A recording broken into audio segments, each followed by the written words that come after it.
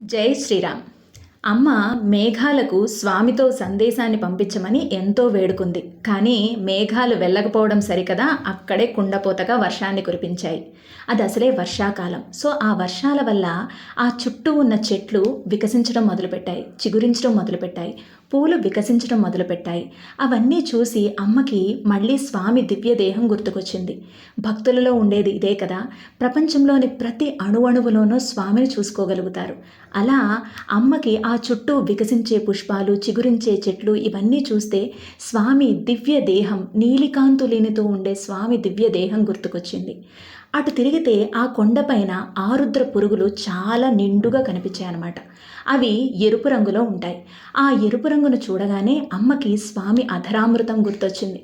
ఆహా, నా స్వామి అధరామృతం నాకు దొరకడం లేదే అని బాధపడింది. ఇటు తిరిగితే అక్కడ అవిసె పువ్వులు, కాటుకల నల్లగా ఉండే అవిసె పువ్వులు కనిపించాయి. అతసీ పుష్ప సంకాసం కదా మన స్వామి. మళ్ళీ స్వామి గుర్తొచ్చాడు. ఇంకా ఏం చేయాలి అని అనుకుంటే అమ్మ ఇటు సైడ్ తిరిగింది. అక్కడ చక్కని పువ్వులు, అడవి పువ్వులన్నీ పుష్పిస్తూ కనిపించాయి. స్వామి చిరు మందహాసం గుర్తొచ్చింది. ఆహా, ఏంటి ఇవన్నీ నా స్వామిని గుర్తు చేసి నన్ను బాధిస్తున్నాయే అని అనుకుంటోంది. ఇంకొంచెం ముందుకు వెళితే అక్కడ నెమళ్ళు నాట్యం చేస్తున్నాయి, కోకిలలు కూస్తున్నాయి, లేళ్ళు గెంతుతున్నాయి. ఇవన్నీ కూడా నా స్వామితో విహరిస్తే ఆనందంగానే, నా స్వామిని దూరంగా ఉంటే ఇవన్నీ నన్ను ఎంతో బాధిస్తున్నాయి. ప్లీజ్ నా నుంచి దూరం వెళ్ళిపోండి అని అడుగుతోంది. ఇటు తిరిగితే కాటుకలా నల్లగా ఉండే అవిసె పూలు కనిపించాయి. అతసీ పుష్ప సంకాసం కదా మన స్వామి. మళ్ళీ స్వామి గుర్తొచ్చాడు. అబ్బా, నేను భరించలేకపోతున్నాను అని చెప్పి ఇంకొంచెం దూరం వెళ్ళింది. అక్కడ నెమళ్ళు నాట్యం చేస్తున్నాయి, కోకిలలు కూస్తున్నాయి, లేళ్ళు గెంతుతున్నాయి. ఈ చక్కని పరిసరాలంతా అమ్మకి స్వామిని దూరంగా చేశాయి అని చెప్పేసి ఇంకా బాధను అనుభవిస్తోంది. ఇటు తిరిగితే తామరలు, చక్కని కొలలలో తామరలు వికసించి ఆ తుమ్మెదలు ఆ తామరంలోని మకరందాన్ని సేవిస్తున్నాయి. అది చూడగానే స్వామి చేసిన చిలిపి పనులు గుర్తొచ్చాయి అమ్మకి. మళ్ళీ బాధపడుతోంది. అబ్బా, ప్లీజ్ నేను ఎక్కడికైనా పారిపోతాను, వీటి నుంచి దూరంగా వెళ్ళిపోవాలి. ఇవన్నీ గుర్తులు కూడా నాకు స్వామిని దూరం చేసిన బాధని గుర్తొస్తున్నాయి. ప్లీజ్ నేను ఎక్కడికైనా వెళ్ళిపోతాను. ఓ తామరలారా, ప్లీజ్ చెప్పండి, మీరు లేని ప్రదేశం చెప్పండి, అక్కడికి పారిపోతాను అని అంటోంది అమ్మ. ఎలా అయితే ధర్మరాజు భీష్ముల వారి దగ్గరికి వెళ్ళి, ఓ తాత, నిన్ను చంపే ఉపాయం నువ్వే చెప్పాలి అని అడిగారో, అప్పుడు భీష్ముల వారు శిఖండిని ముందుకు పెడితే నేను ఆటోమేటిక్గా విల్లును వదిలేస్తాను, నన్ను చంపడం నీకు తేలికవుతుంది అని చెప్పారో, ఇక్కడ కూడా తామరలు ఏదైనా జవాబిస్తాయేమో, అవి లేని చోటంటూ ఏదైనా ఉంటుందేమో అని చెప్పి అమ్మ ఆశగా ఎదురు చూస్తుంది. కానీ అవి ఏం రిప్లై ఇస్తాయి చెప్పండి పాపం. సో అమ్మ బాధకి అంతే లేదు, అన్నీ కూడా అమ్మని బాధిస్తున్నాయి. అప్పుడు స్వామితో అంటోంది అమ్మ, ఓ స్వామి, నువ్వు సుందర బాహుస్వామివి కదా, ఒకనాడు కూర్మావతారంలో వచ్చి మందర పర్వతంతో పాల సముద్రాన్ని చిలికించావు, మధించావు. ఇలా మధించడమే నీకు అలవాటు కదా, మా మనసులను కూడా మధిస్తున్నావు. ఎలాగా? నీ సౌందర్యంతో, నీ కళ్యాణ గుణాలతో మా లోతైన మనసుల్లోకి ఇంకా లోతుగా చొచ్చుకొని పోయి మమ్మల్ని బాధించడం నీకు న్యాయమేనా?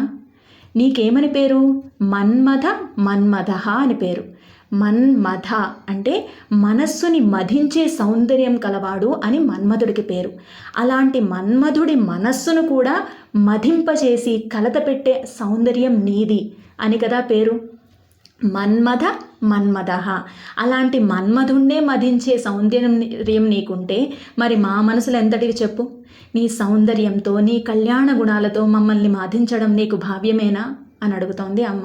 స్వామి, ప్లీజ్ రావా, నువ్వు వస్తే నీకు 1000 కడవలతో వెన్న పాయసం ఇస్తాను. తిన్నావనుకో ఇంకో 1000 కడవలతో మళ్ళీ వెన్న పాయసం ఇస్తాను. అదేంటి, ఎవరైనా స్వామి దగ్గరికి వెళ్ళి నీకు కొబ్బరికాయ కొడతాను, నాకు పరీక్ష పాస్ అయ్యేటట్టు చెయ్యి అని అడుగుతూ ఉంటాం. కానీ అది ప్రేమ కాదు కదా. ఒకటి ఇచ్చి ఇంకొకటి అడిగితే అది బిజినెస్ అవుతుంది తప్ప ప్రేమ ఎక్కడవుతుంది? అమ్మది ప్రేమ. అందుకనే అంటోంది, నువ్వు వస్తే ఆరగిస్తే చాలు, నువ్వు రావాలి, చక్కగా వెన్నను ఆరగించాలి. నువ్వు ఆరగించావనుకో ఇంకా నా మనసు ప్రీతి చెందుతుంది, ఇంకొంచెం పెట్టాలనిపిస్తుంది అని అంటోంది. భగవంతుడికి 1000 కడవలతో వెన్న పెట్టాలా? పుష్పం, ఫలం, తోయం ఏదో ఒకటి, ఒక పువ్వు ఇవ్వండి, లేదా కొంచెం మంచినీళ్ళు ఇవ్వండి, లేకపోతే ఏమీ ఇవ్వలేనని ఒక నమస్కారం పెట్టండి చాలు అన్నాడు కృష్ణుడు.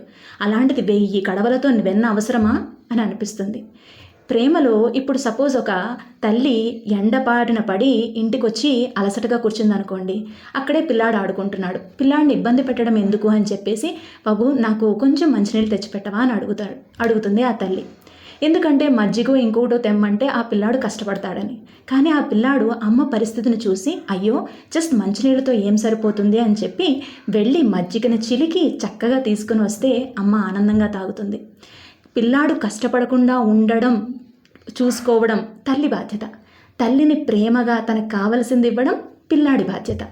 అలానే స్వామి మనల్ని అలానే అంటాడు, ఏదైనా సమర్పించమని.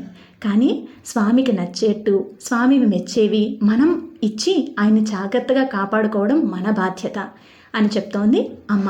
అందుకనే నువ్వు రా స్వామి, ఆరగించు, నువ్వు సంతోషంగా ఉండు, అదే నాకు సంతోషం అని చెప్తోంది అమ్మ.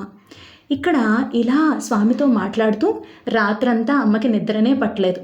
మార్నింగ్ అయిపోయింది, భరద్వాజ పక్షులు మాట్లాడుతున్నాయి.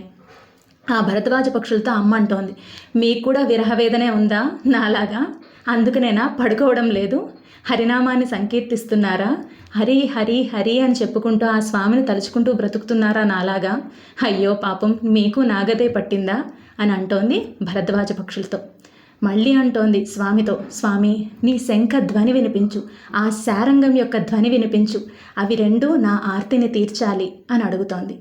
శంఖధ్వని, శారంగధ్వని ఈ రెండూ కూడా 2 అవతారాల్లో ఇద్దరికీ ఉపశమనాన్ని కలిగించాయి, వారి ఆర్తిని తొలగించాయి. కృష్ణావతారంలో ఎక్కడ శిశుపాలుడితో వివాహం జరుగుతుందో అని చెప్పేసి రుక్మిణి బాధపడుతుంటే కృష్ణుడి శంఖధ్వని ఆ తల్లికి ఆ ఆర్తిని తొలగించి కృష్ణుడు వచ్చేస్తున్నాడు, నా చేయి పట్టుకుంటాడు అన్న ఆనందాన్ని కలిగించాయి.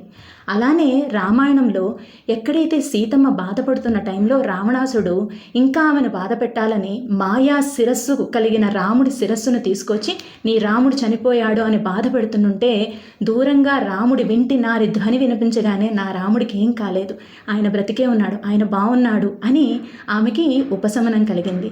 అలా శంఖధ్వని ఒకరికి ఉపశమనం కలిగిస్తే వింటినారి ధ్వని ఇంకొకరికి ఉపశమనం కలిగిస్తోంది. కానీ నా ఆర్తి ఇంకా ఎక్కువగా ఉంది స్వామి, ఈ 2 ధ్వనులు కూడా నాకు కావాలి, శంఖధ్వని, వింటినారి ధ్వని, ఈ 2 ఒక్కసారి వినిపిస్తే చాలు, నా ఆర్తంతా తీరుతుంది అని స్వామిని వేడుకుంటోంది తొందరగా రమ్మని. ఎవరైతే ఈ పాసురాల్ని పఠిస్తారో, అమ్మ విరహవేదనను అనుభవిస్తారో, అట్లీస్ట్ ఆలోచిస్తారో, వారు ఎప్పుడూ స్వామి పాదాలను చేరుకుని స్వామి నిరంతర కైంకర్య భాగ్యాన్ని, సేవా భాగ్యాన్ని అనుభవిస్తారని ఫలశ్రుతి చెప్పింది అమ్మ.